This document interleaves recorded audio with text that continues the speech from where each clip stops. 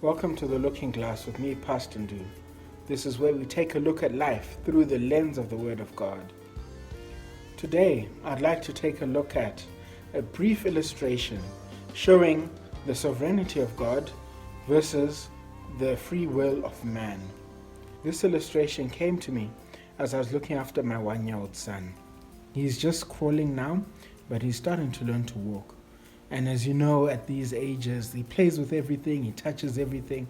So we needed to create a safe space for him to play.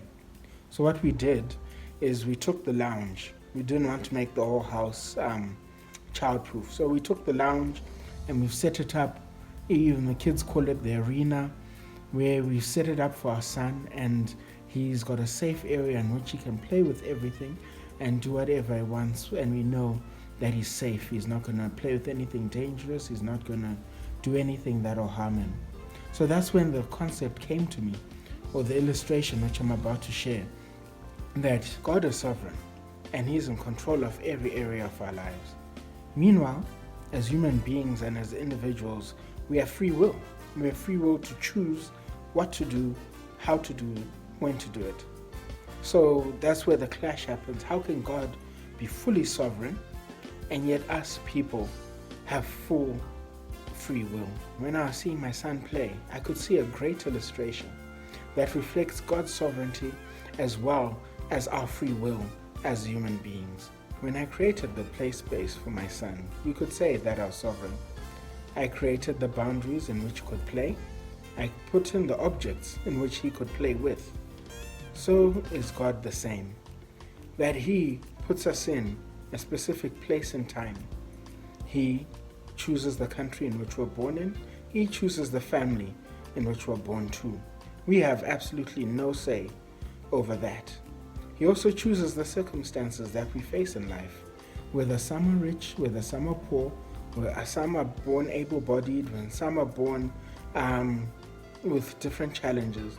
That is something that we've got no choice over. And if you look at my son, he has the free will to roam around the room. He can play with everything that is in that room. He can touch anything that is in that room. He can interact with the toys that are in that room. He cannot interact with anything that is not in that room. He cannot interact with something that I have not given. And that's how God works.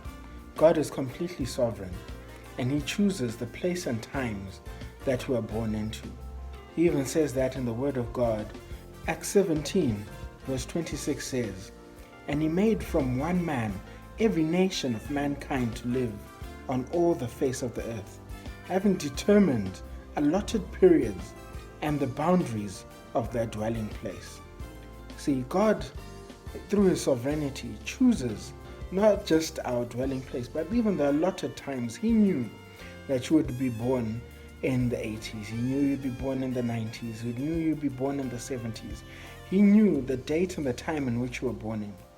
So, God is completely sovereign, because while you can choose what you're going to eat for dinner, you can choose where you're going to go for school, ultimately God is in control.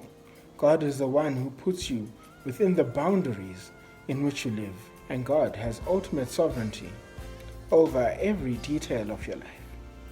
Just like I had sovereignty over my son's play area, how I chose what toys were there, when they were there, how they got there, etc. So while we do have free will, we have to remember that God ultimately is sovereign, that God chooses the times, He chooses the places, He chooses even the people that we meet and the people that we do not meet, so that we can use our free will to make decisions on that level. And as a song that I like says, we have as much free will as a fly flying through a hurricane. Which means that, yes, we are fly. We can fly left, we can fly right, we can fly above, we can fly below. But we're still in a hurricane.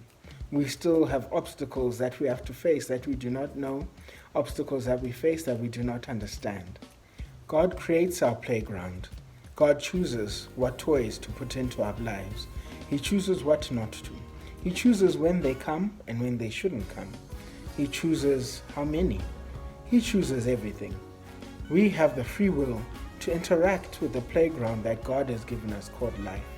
We have the free will to make our choices and be accountable for those choices. If my son eats a Lego piece, he is accountable for that action. Likewise, so we. So God's sovereignty does not take away any accountability from our lives, because with our free will, we get to choose what to do with what God has given us. We get to choose how we handle the positions, how we handle the resources, how we handle the people that God has put into our lives. If we eat the Lego piece, we are responsible and accountable for that. I hope that this simple illustration was very helpful to you. I hope that it helps you understand a bit more about the sovereignty of God as well as our free will as human beings.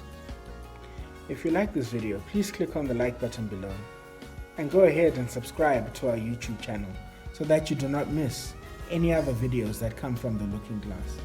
God bless you and have a blessed day.